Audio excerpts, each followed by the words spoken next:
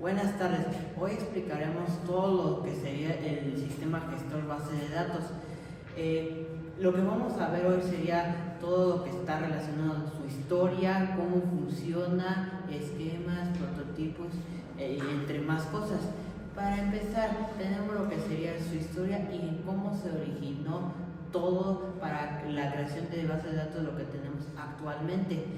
Vamos a iniciar con una pequeña línea del tiempo para ver todo el proceso que se llevó para llegar a lo que tenemos actualmente.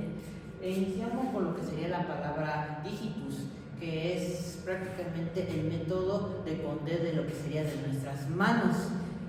Eso es simplemente para llevar lo que sería un conteo, ya sea de maíz o cualquier material suyo que pertenezca.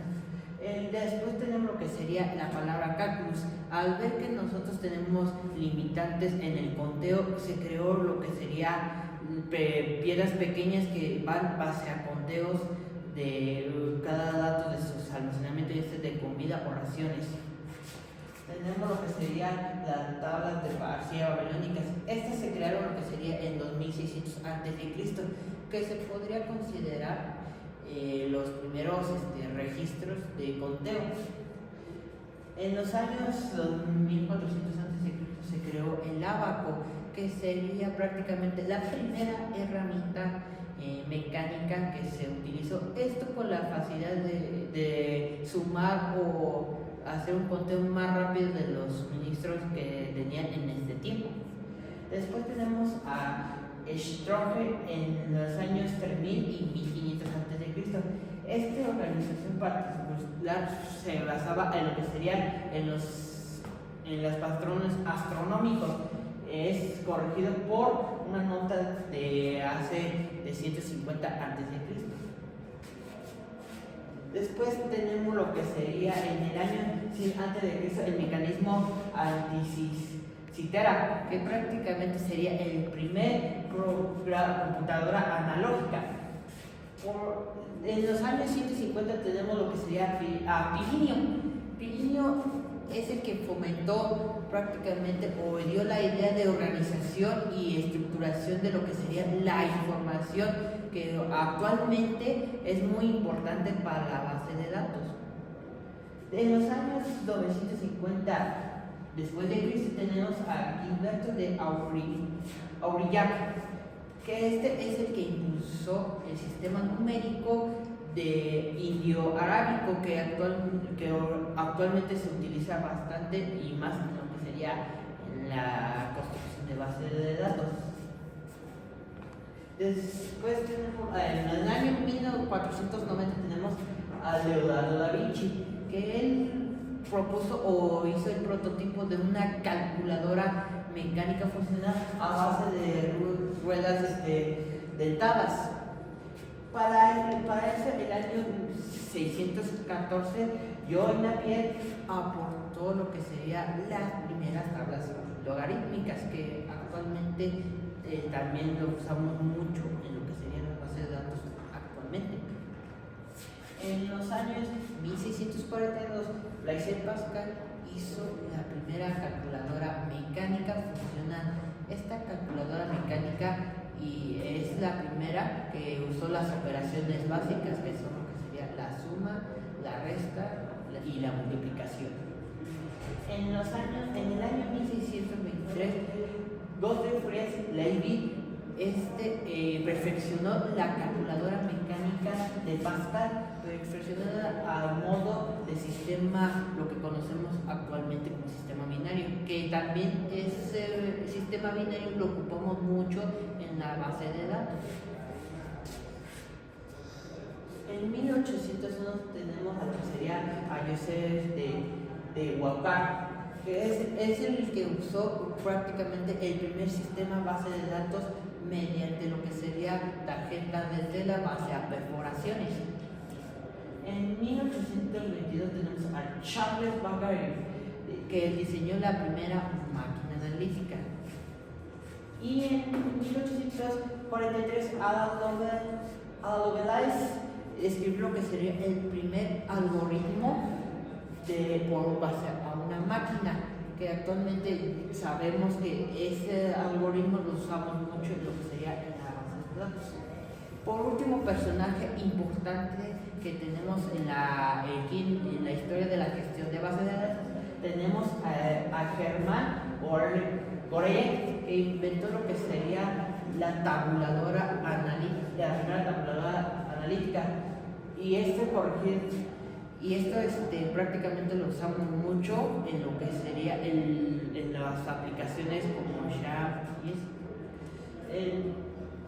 Para finalizar, tenemos lo que sería la empresa IBM, que al inicio se le conoció como otras siglas como CTR en el año 1911, pero base eso en Estados Unidos, Nueva York.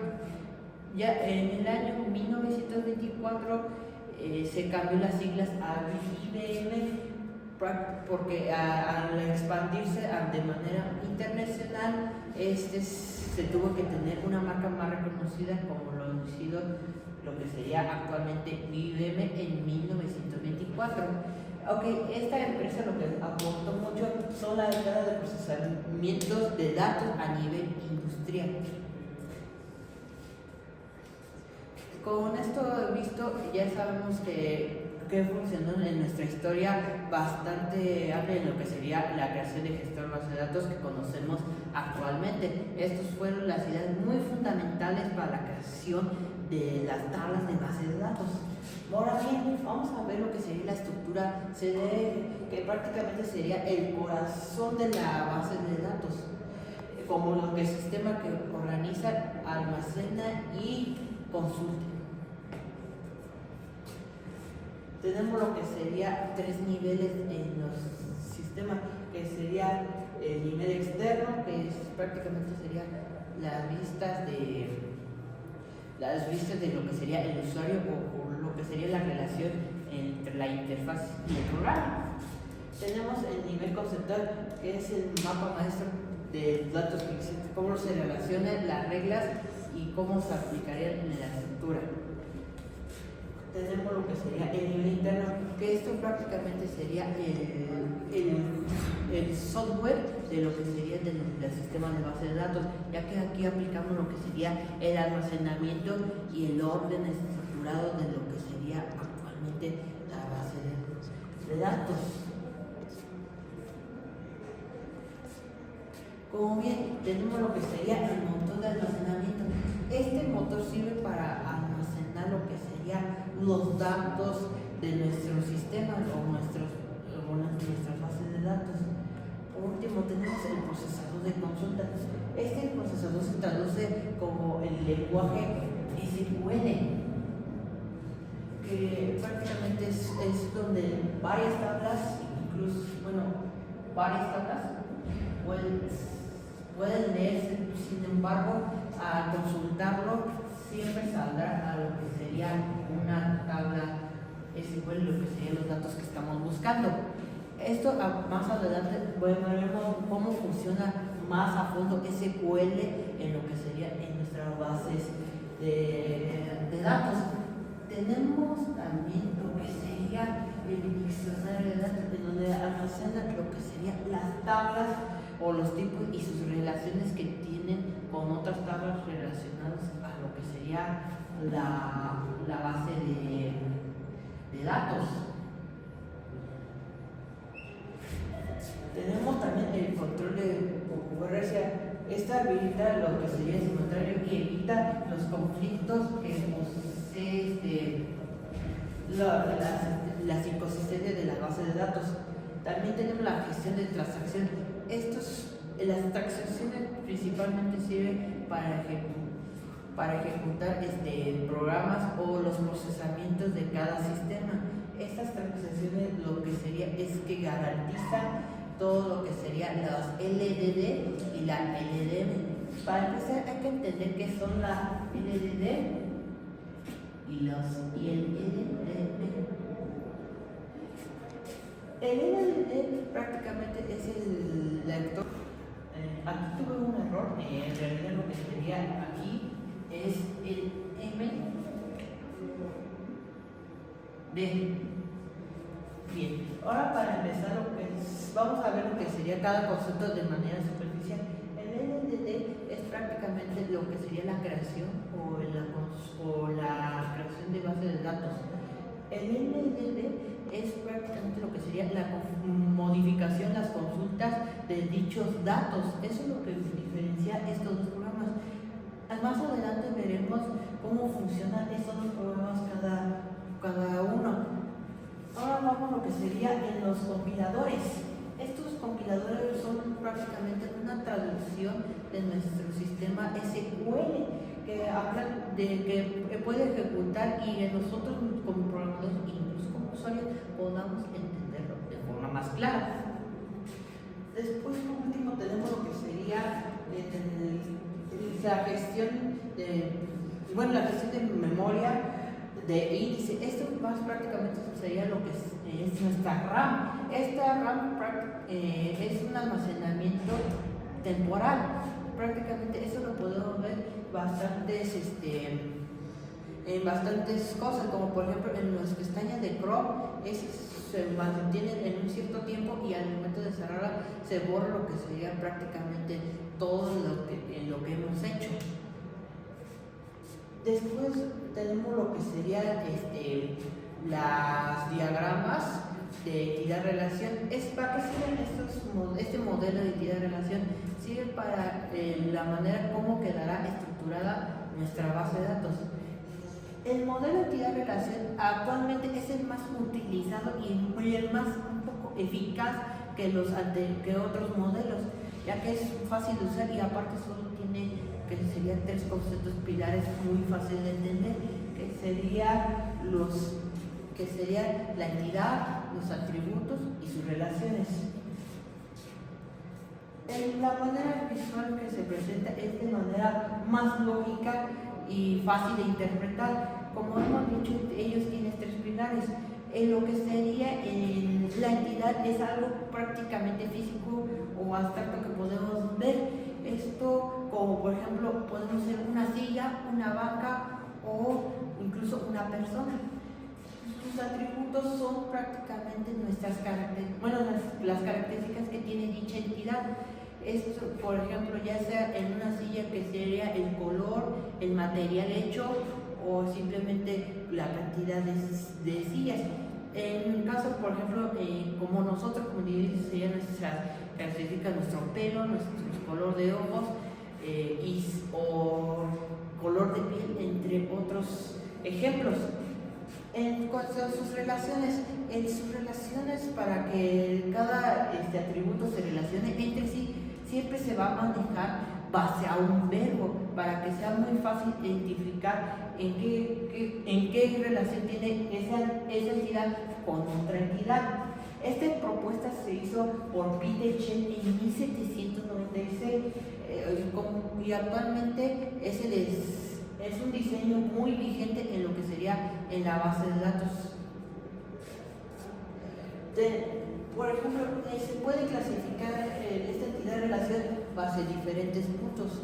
Un punto es la que sería la entidad fuerte, que prácticamente no necesita de algo más que es ella misma, ella solo puede mantenerse en su sistema.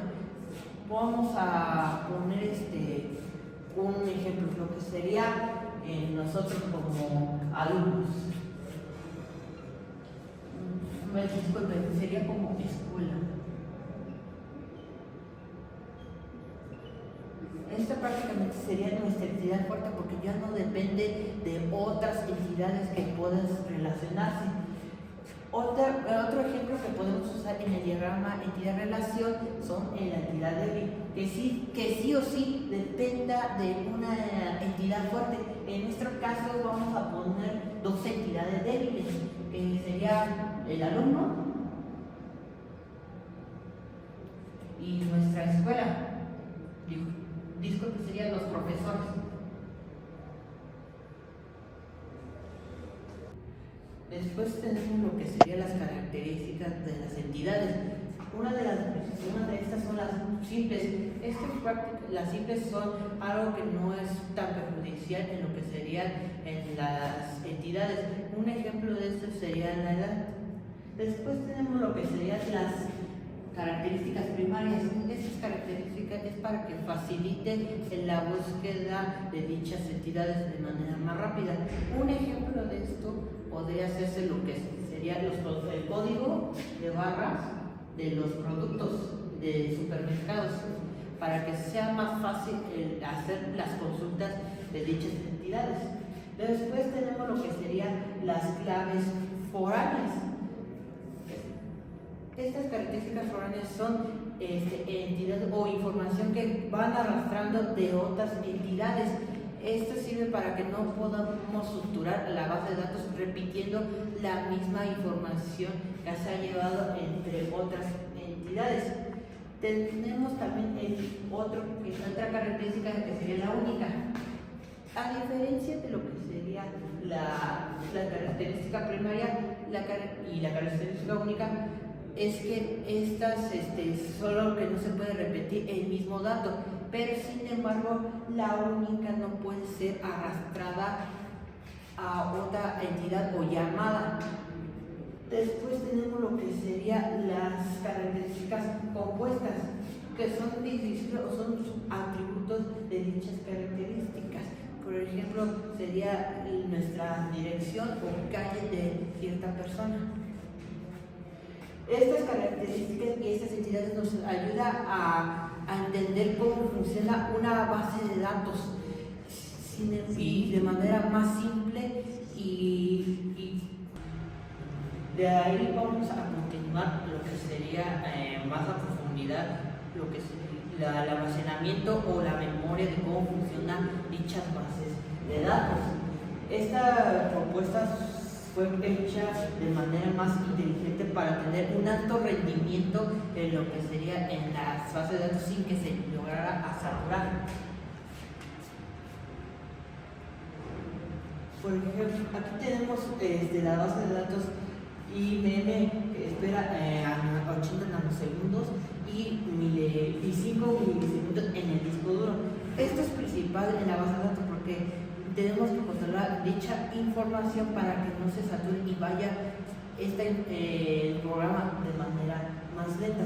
Tenemos lo que serían las OLT, que son la transicionar por filas y escrituras de manera más rápida. Tenemos lo que sería también la OLAR, que esta se conforma más de manera más analítica en lo que sería el apartado de la información. Después tenemos lo que sería la velocidad y la relacionalidad, que uno se concentra más en los formatos de comprimidos que están los datos y el otro, y aparte para optimizar el espacio de nuestra memoria.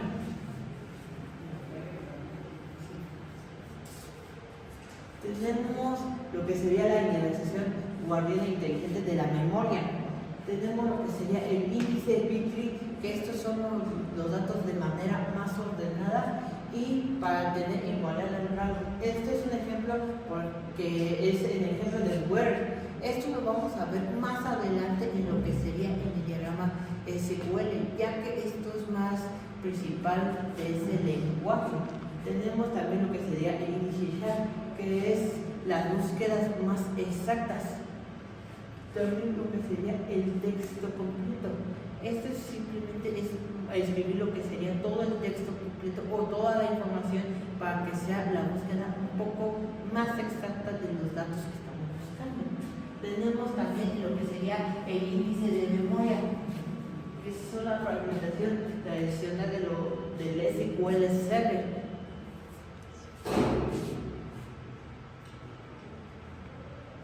Tenemos lo que sería el poder de la base de datos. Bueno, tenemos lo que sería el modelo y esquemas de las bases de datos. ¿En qué consiste esto?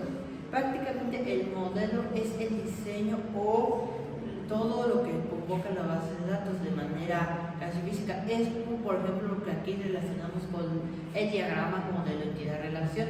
Y los esquemas son toda la información que contiene dichos modelos en la base de datos, como lo vimos anteriormente en el sistema de entidad-relación. Tenemos lo que sería el modo vista.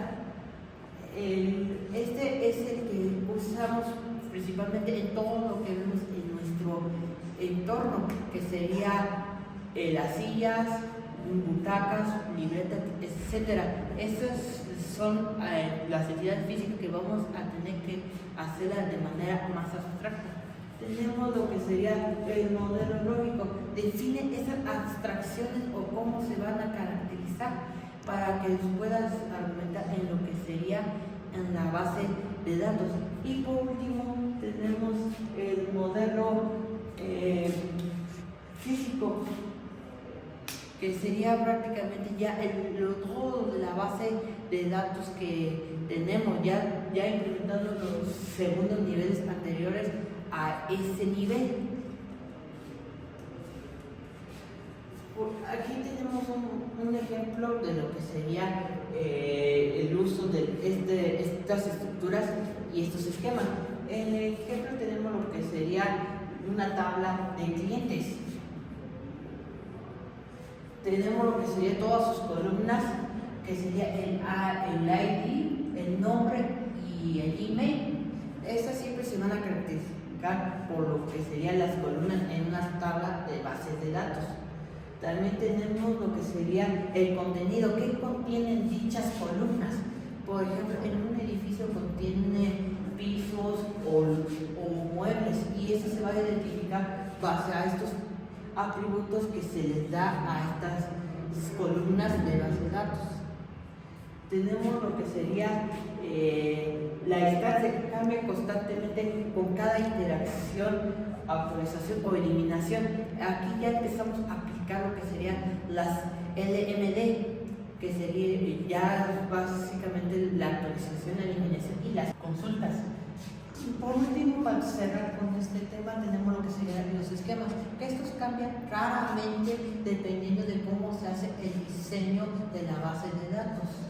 Ahora bien, vamos a ver lo que sería todo las bases de datos relacionales, que eso fundamentalmente sirve para unir lo que serían todas las tablas de nuestras bases de datos a casi una sola. La base y esto sería el conocimiento de la información. Esto principalmente lo usamos para que tenga mayor control de dicha información en todas las tablas. Para empezar, tenemos que ver el que inició todo esto es el modelo relacional, que esto fue hecho por Edgar F. Ford en 1970, que donde organizaba todos los datos en unas tablas. Ahora, actualmente es el paradigma más dominante en cuanto modelo se refiere, ya que a diferencia de esto es muy simple de entender y fácil de usar. Tenemos lo que serían las tablas, las tuplas y los atributos. Ahora bien, ¿cómo funcionan? Las tablas, como todos conocemos, son la estructura o sería la representación de dichas entidades. Estas entidades pueden variar entre productos, alumnos, profesores, entre varios ejemplos. Ahora tenemos lo que serían las tuplas, que son prácticamente las filas. Estas filas son prácticamente las instancias o el índice de entidades o en las características particulares de cada producto. Eso lo vimos en el modelo entidad-relación más a detalle. Tenemos lo que sería, de esta manera se realizan todas las características. Tenemos ahora los atributos, que estos van a ser formados por base a columnas que conocemos. Como lo habíamos explicado anteriormente, estas columnas ya serían las partes o las identificaciones de cada atributo que se le da dando a esa entidad. Tenemos lo que serían los identificadores. Aquí vamos a detallar más a fondo de lo que veníamos hablando en el modelo de entidad-relación. A diferencia del diagrama, tenemos una estructura de manera de identificar una entidad de relación fuerte o débil, pero aquí se utiliza unas claves o ciertos síntesis palabras para identificar qué es una clave primaria única y foránea. La clave primaria se identifica siempre con un PK, que eso es como habíamos dicho anteriormente, es la identificación de registro de la forma única, que para eso esa clave podemos extraerla a otras tablas. Tenemos lo que sería la clave foránea, que esta tiene bastante relación con la clave primaria, ya que como acabo de mencionar, es la que va a arrastrar toda la información o todos los atributos de dicho producto a otras tablas de manera más simple y que se sature nuestra base de datos. Por último, tenemos el identificador único, que como lo había dicho es algo único, una característica propia de dichas atributos. Como podemos ver en un ejemplo claro en nosotros como alumnos sería nuestro CUR, que ese CUR no se puede repetir. Y esto solo es una regla, es solo un valor por registro, pero que nunca se va a repetir o nunca va a estar vacío. Ahora vamos a hacer un pequeño ejemplo de cómo funciona. Supongamos que tenemos nuestra tabla de alumnos, profesores, y aquí vamos a hacer un registro del sistema o control. Ahora bien, cada uno tendrá sus diferentes atributos o características. En este caso, vamos a poner ejemplo que un identificador sería del alumno, el otro sería nombre, y por último sería la materia en la que lleva. En el caso del profesor vamos a hacer su ID también. Cabe mencionar que el ID es el principal identificador de claves primarias, es el conocimiento básico para identificar más rápido cómo se usan los datos en las tablas de datos. Volviendo al ejemplo, tenemos lo que sería también el nombre,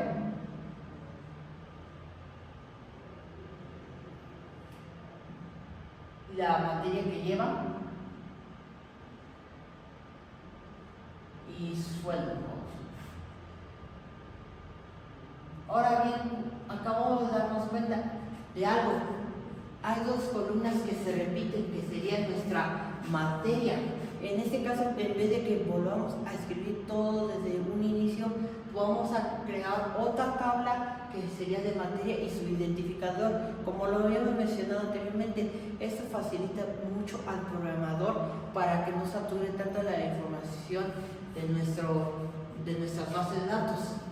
En este caso vamos a ponerle ID y solo el nombre de la materia.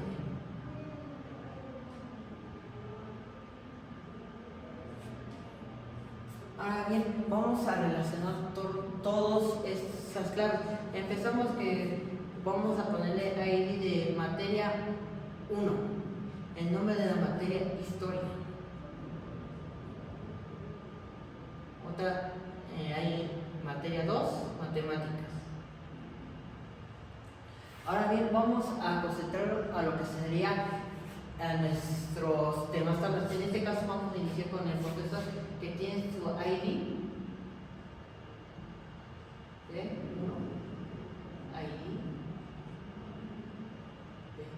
su nombre, la materia que lleva. Aquí en vez de colocar otra vez toda la materia, tenemos aquí lo que sería fácil identificador. Esto no solo se identifica con solo dos atributos, puede ser más, pero sin embargo con solo llamar la clave única, primaria, podemos llamar toda esa información a lo que sería a otras tablas. En este caso, por ejemplo, el primer maestro da historia. Vamos a ponerle primaria. Ahora bien, ¿qué pasa? Esta clave ya no se vuelve una característica o algo simple, sino directamente es algo que se está llamando desde otra tabla, por lo cual esta en vez de se vuelve clave foránea. Después ya tenemos lo que sería el sueldo. Tenemos aquí otro registro, en este caso vamos a hacer que sea de matemáticas. Y bueno, ahora bien, en este caso vamos a aplicar el mismo procedimiento. Como vimos anteriormente, no solo se puede llamar en una sola tabla, se puede llamar en varias tablas para que sea más fácil identificar dicha información.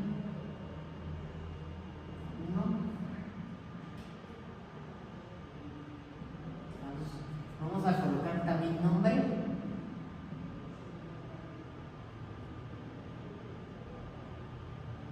Y aquí vamos a colocar otra vez lo que sería el ID de la materia que lleva el alumno.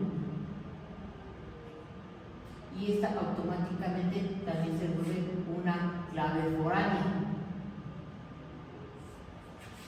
Ahora bien, vamos a relacionar estas tablas a un sistema que, por ejemplo, que tenga la escuela como una base de datos o un control de dichos registros. Por ejemplo, vamos a hacer que esta clave tenga unos registros de quién está administrando cada materia y en qué aula.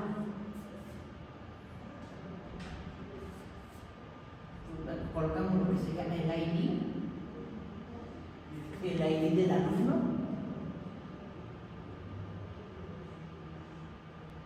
el ID del profesor, aula. Aquí vamos a aplicar las tres claves, porque aquí vamos a aplicar lo que sería la clave foránea, la clave primaria y la clave única. Como sabemos, el aula no se puede repetir, es algo único en este caso, en este ejemplo.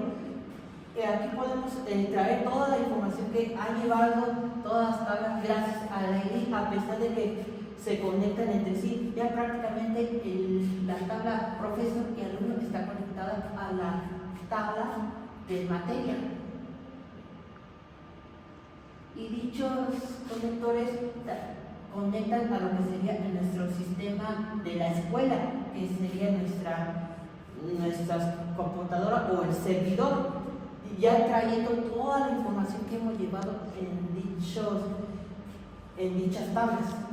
Aquí vamos a colocar, por ejemplo, el ID del sistema, vamos a poner sistema 1, sistema 2. Luego tenemos el ID del alumno, que es ID 2. Tenemos el profesor, que es ID P1, ID P2. Bien, aquí ya sabemos que nuestras claves foráneas son el alumno y el profesor. Nuestra clave primaria sería el ID del sistema, y nuestra clave única que se vuelve es el aula, como lo dije, no se va a volver a repetir. Y esto se identifica con un K1. Aula 1. Como ven, hemos profundizado cómo se relacionará todo esto en nuestra base de datos y la importancia que estos tienen. Ahora, vamos a ver lo que sería el lenguaje SQL.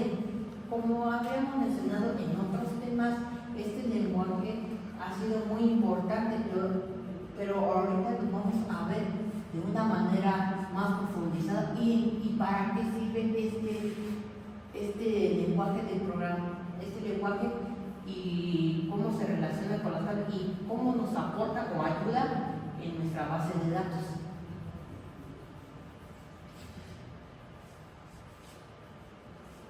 Este lenguaje lenguaje es algo estándar a nivel universal, ya que prácticamente usa todo lo que es el LMD, que son la gestionar, las consultas y la eliminación de datos. Es prácticamente toda la modificación que hemos visto todo a lo largo de este tema. ¿Qué es el SQL? Se dice Structured Query Language, que en español es el lenguaje estándar para las bases relacionadas de datos. La estructura define cómo organiza la forma que se almacenan los datos. Esto es principal porque prácticamente organiza y estructura toda la información que tenemos para nuestra base de datos y no se sature. La manipulación, esta puede insertar, eliminar o modificar los datos de dichas tablas.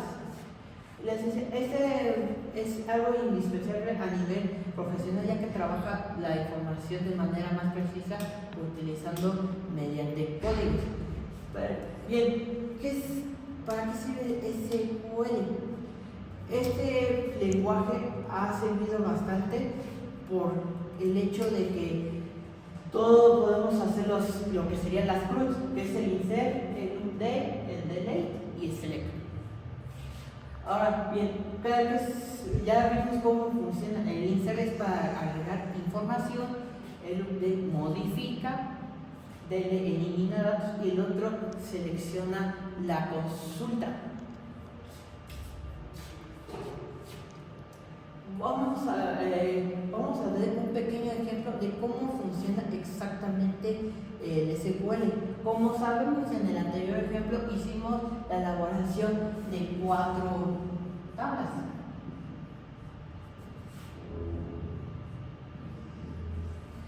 Estas 4 tablas, a pesar de que todo se ingresa a una base de datos, simplemente gracias al programa SQL, de todas estas que se van a entrar, simplemente va a salir solo una tabla.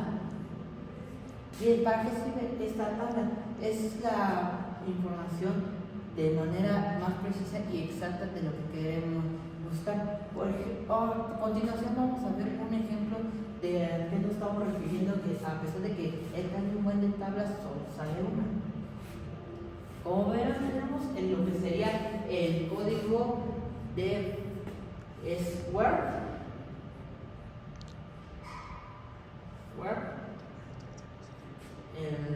from,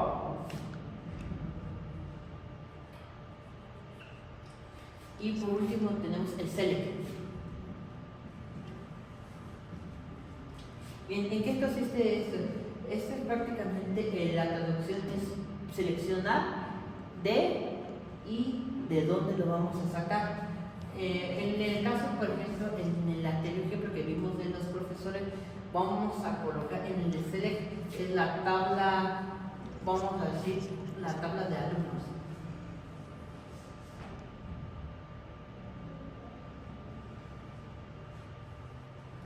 El from sirve de dónde lo sacamos. Lo vamos a sacar en de alumnos. Aquí el select es el select es la información que queremos buscar o identificar. En este caso seguimos con la tabla que es el nombre de la tabla y vamos a ponerle en este caso el nombre que llevamos en anterior. Bueno, aquí es algo principal porque lo hemos visto en bastantes a lo largo del tema. Esto simplemente es para saber qué estamos buscando, ya sea de manera exacta o que nos imprima bastante información. En este caso queremos saber el nombre y qué materia lleva el alumno Miguel. En este caso sería alumno punto nombre, que es igual.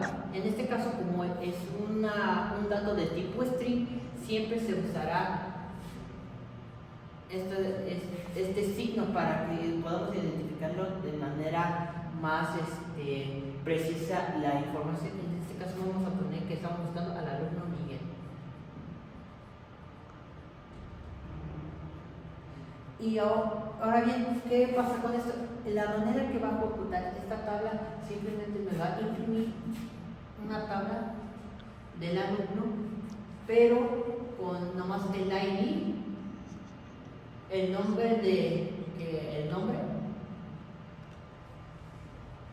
y la materia que llevamos.